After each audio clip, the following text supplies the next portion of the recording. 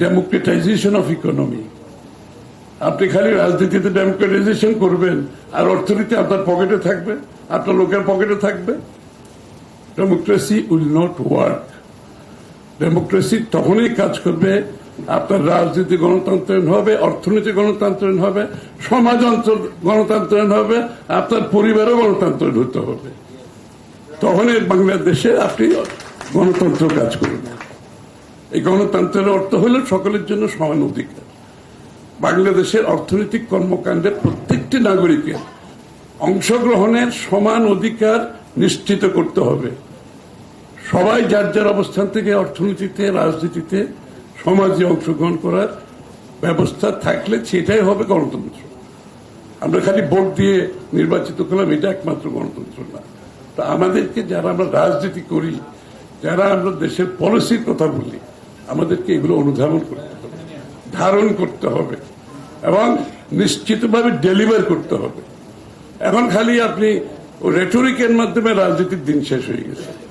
এই জন্য বিএনপির পক্ষ থেকে যেটা আমরা বলছি পরিষ্কারভাবে, এই অনেকগুলো যে শ্রমিকদের কথা বলা হচ্ছে, কৃষকদের কথা বলা হচ্ছে, আমরা কিন্তু প্রত্যেকের ব্যাপারে, প্রত্যেকের অংশগ্রহণ, অধিকার, নাগরিক অধিকার, সাংবিধানিক অধিকার, গণতান্ত্রিক অধিকার সবগুলো নিশ্চিত করে অর্থনীতি, রাজনীতি চালাতে হবে। এই জন্য বিএনপির পক্ষ থেকে আমরা একেবারে গ্রামে গঞ্জে যারা থাকে, এই যে আমাদের কামার, কুমার, তাঁতি থেকে শুরু করে আমরা কিন্তু সব জায়গায় যাচ্ছি। এখন আপনারা খেয়াল করছেন কিনা আমি জানি না, আমরা কিন্তু সবার কাছে যাচ্ছি।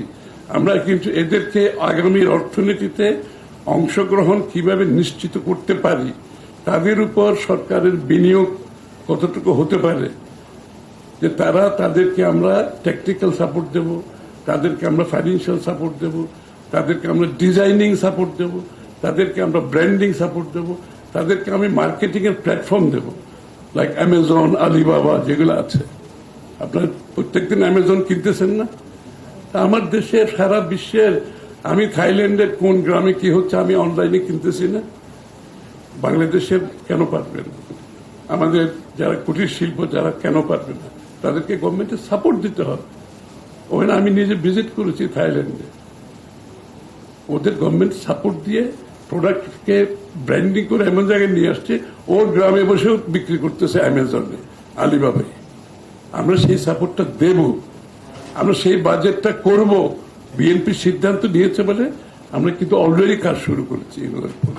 এক্সাম্পল আপনি ধরেন এই শিক্ষা স্বাস্থ্যের কথা আমরা বলছি, ডেমোগ্রাফিক ডিভিডেন্ড। হ্যাঁ, তো শিক্ষা স্বাস্থ্য ছাড়া তো ডেমোগ্রাফিক ডিভিডেন্ড হবে না। এই জন্য বিএনপি সিদ্ধান্ত নিয়েছে স্বাস্থ্য খাতে জিডিপির 5% বিনিয়োগ, আপ টু 5% বিনিয়োগ করবে।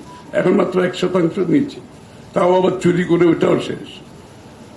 আপ টু 5% মানে অনেক বড় অঙ্ক। তো 5% স্কুল, কলেজ আর ক্যারিকুলাম তো আছে, এটার সাথে স্কিলিং। ওই যে আমাদের শ্রমিক নেতা একজন, উনি আছেন নাকি, শ্রমিক নেতা একজন বলেছেন, সঠিকভাবে বলেছেন, এই যে যারা শ্রমিকদের স্কিলিং অত্যন্ত ইম্পর্টেন্ট। আমরা যে বিদেশের শ্রমিক পাঠাচ্ছি আনস্কিল, ও পায় $500, আর ইন্ডিয়ার স্কিল লেবার পাচ্ছে $2000, $1000। তা আমাদের শ্রমিকটা আমরা স্কিল করে পাঠাতে হবে, আমাদের নার্সদের আমরা স্কিল করতে হবে। এই জন্য আমাদের যে 5% জিডিপি শুধুমাত্র স্কুল কলেজের এডুকেশন না, স্কিলিং এর জন্য, রিস্কিলিং এর জন্য, আপ স্কিলিং এর জন্য। একটা লোক স্কিল আছে, ধরেন তার কাজটা দেয়, তাহলে আমি তাকে রিস্কিল শিখাতে হবে অথবা আপ স্কিলিং করতে হবে। যেই কাজ ওখানে আরো স্কিল দরকার, আপ স্কিলিং দরকার। এইগুলো আমাদের 31 দফার মধ্যে তো আপনি আউটলাইন দেখতেছেন, আমরা এগুলো ডিটেলস কাজ করেছি। এই যে আমরা কোথায় কত টাকা ইনভেস্ট করব, আমরা বলছি 18 মাসে 1 কোটি লোকের চাকরি দেব। অনেকে বলতে পারেন এটা একটা পলিটিক্যাল স্টেটমেন্ট, হতে পারে। পলিটিশিয়ানরা তো এইসব আজে বাজে কথা বলেই না। মানুষ যদি অবিশ্বাস করে সেটা তার দোষারোপ করে আমি পারবো না। বাট আমাদের it's not a political state, আমরা হিসাব কিতাব করে বলেছি।